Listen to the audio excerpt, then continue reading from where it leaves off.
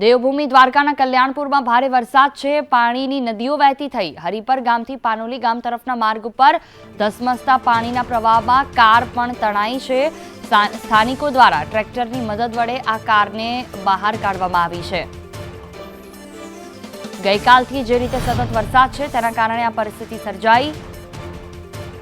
તમામ જગ્યાઓ પર વરસાદી પાણી ભરાયા છે, જ્યાં રસ્તાઓ પર એક ગાડી પણ ફસાઈ હતી અને ટ્રેક્ટરની મદદથી તેને બહાર કાઢવામાં આવી છે। કલ્યાણપુરમાં ભારે વરસાદને કારણે આ પરિસ્થિતિ, એક તરફ દ્વારકાનું કલ્યાણપુર અને બીજી તરફ વલસાડમાં ઉમરગોટ ગામ, આ બંને એવા છે કે જે ગુજરાતમાં સૌથી વધુ વરસાદ વરસવાને કારણે ક્યાંક સંપર્ક વિહોણા થયા તો ક્યાંક જનજીવન ખોરવાયું। ગઈકાલથી જે રીતે સતત વરસાદ છે તેના કારણે આ પરિસ્થિતિ સર્જાઈ। તમામ જગ્યાઓ પર વરસાદી પાણી ભરાયા છે, જ્યાં રસ્તાઓ પર એક ગાડી પણ ફસાઈ હતી અને ટ્રેક્ટરની મદદથી તેને બહાર કાઢવામાં આવી છે।